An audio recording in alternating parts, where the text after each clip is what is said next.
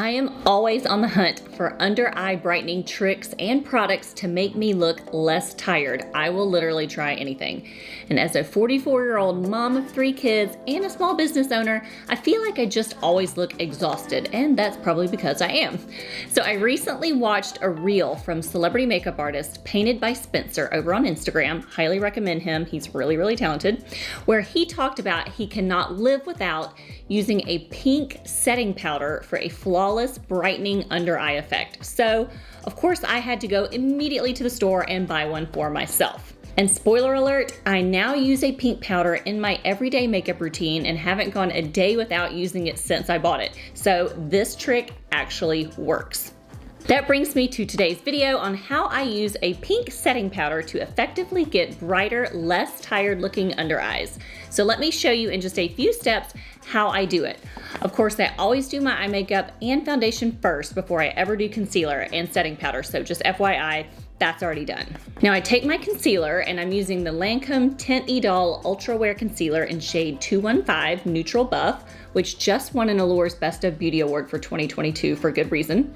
I place this only where I can see darkness around my eye, which is mainly in the corner of the eye bed near my nose.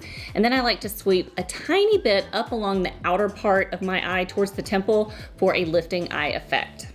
Now, if you struggle with lots of fine lines towards the outside of the eyes, you might just want to skip this area with concealer though. I usually smize a little bit just to see where my eye wrinkles are most prominent, and then I skip around them with the product. Then once I've buffed that concealer into my eye bed, I get to the good part. So I bought the Morphe Bake and Set powder in shade Brightening Pink, which is around $14, but there are quite a few higher end and lower end pink powders on the market, so just play around and find which one works for you. I asked the girl at Ulta which one was better, the e.l.f. or the Morphe pink powder, because I wanted to start cheap just to make sure I liked this shade of setting powder before investing a ton of money in it, and she said to go with the Morphe, so I just went with her recommendation, and I do like it a whole lot. So now using a pink powder is basically the same principle as color correcting. Pink counteracts the shadows of your dark circles if you have fair to medium skin tones, and it will make the appearance of a brighter under eye. Now if you have medium to deeper skin tone, a yellow based banana type powder could be a better fit for you, just FYI. I dip my triangle powder puff that I buy in bulk from Amazon into the pink powder and then apply a good bit onto the areas that I have applied my concealer, and I like to let it sit for just a little bit. I guess you could call this baking, but on a very, very small scale.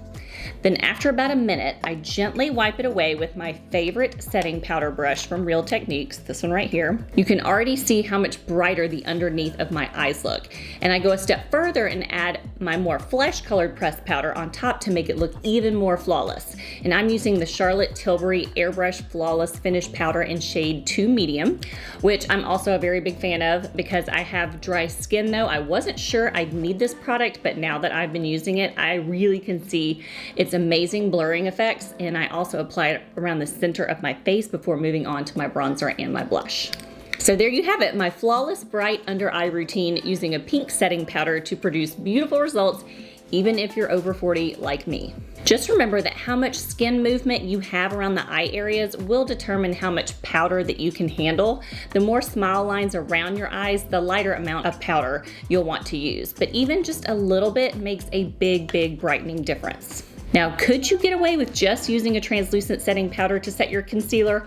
Of course you could, but it's kind of like wrapping a present. It'll look just fine with a cute wrapping paper.